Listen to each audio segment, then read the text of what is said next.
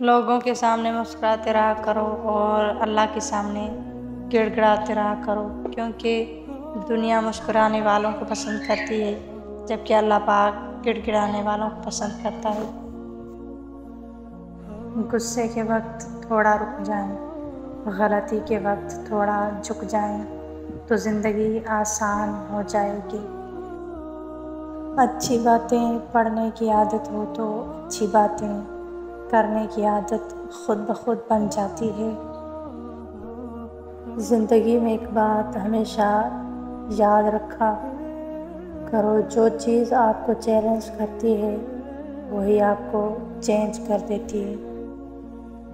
کسی کی عزت کرو گے تو اپنی عزت بڑھاؤ گے، کم نہ ہوگی۔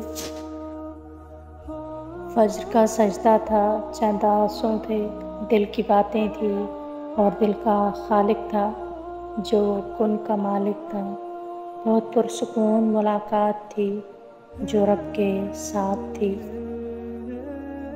رشتوں کا ایک روپ مطلب پرستی ہے، کٹ پتلی کی طرح جی حضوری کرتے رہو تو سب ٹھیک ہے، ورنہ لوگوں کی اصلیت نظر آنے لگتی ہے اور رشتوں کا سب بھرم کھل جاتا ہے۔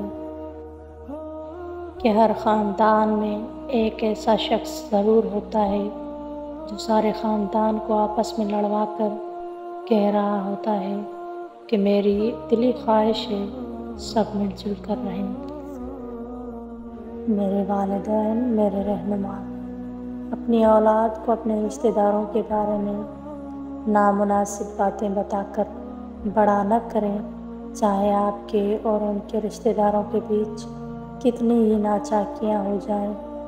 اپنے بچوں کو پاکیزہ دلوں اور صاف نیتوں کے ساتھ بڑھنے دیں۔ وہ محبت جس کا مقام و مرتبہ اس دنیا کے تمام رشتوں میں پائی جانے والی محبتوں سے عرفہ اور بلند ہے، وہ محبت ماں کی محبت ہوتی ہے۔ کچھ لوگ چھوڑ کر نہیں جاتے، کچھ لوگ آپ کو خود چھوڑ کر نہیں جاتے، مگر اتنے مشکل اور دلخراش حالات ضرور پیدا کرتے ہیں کہ آپ کو انہیں چھوڑنا پڑے اور پھر وہ آپ کو ہی بے وفا کہہ سکیں۔ اگر آپ کچھ ایسا نبھا رہے ہیں تو خود کو اذیت نہ دیں، حقیقت کو جانتے ہی الگ ہو جائیں۔ چھوٹی چھوٹی غلطیوں سے رشتے ختم نہیں کرنے چاہیے۔ یہاں کوئی پرفیکٹ نہیں، سب میں ہی غلطیاں ہوتی ہیں، رشتے نبھائے جاتے ہیں بہت کچھ برداشت کر کے، بہت کچھ درگزر کر کے۔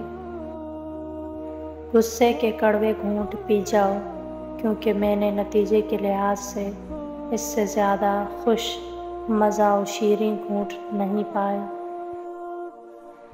برائی دعا پر سے اعتماد اٹھا دیتی ہے، اور جو دعا کے قریب نہیں جا سکتا وہ خدا کے قریب نہیں جا سکتا۔ ہم تکلیف کے جس مقام پر بھی ہوں، ہم سے آگے ضرور کچھ لوگ ہوتے ہیں، انہیں دیکھ کر ہمیں شکر کی لاٹھی تھام لینی چاہیے تاکہ راستہ سہولت سے کٹ جائے۔ منفی سوچ غلط نمبر کی اینک کی طرح ہوتی ہے، ہر منظر دھندلا، ہر راستہ ٹیڑھا اور ہر چہرہ بگڑا ہوا ہی نظر آتا ہے۔ جب رسی سخت ہو جائے تو سمجھ جائیں کہ ٹوٹنے والی ہے، اسی طرح حالات سخت ہو جائیں تو جان لیجیے کہ اب آسانی آنے والی ہے۔ بے شک ہر مشکل کے ساتھ آسانی ہے۔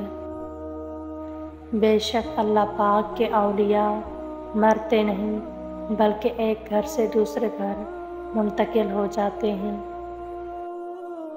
کہ بادشاہوں کے پاس بیٹھنے سے کبھی بادشاہت نہیں ملا کرتی، لیکن اولیاء اللہ کی ایک ہی نگاہ بادشاہ بنا دیتی ہے۔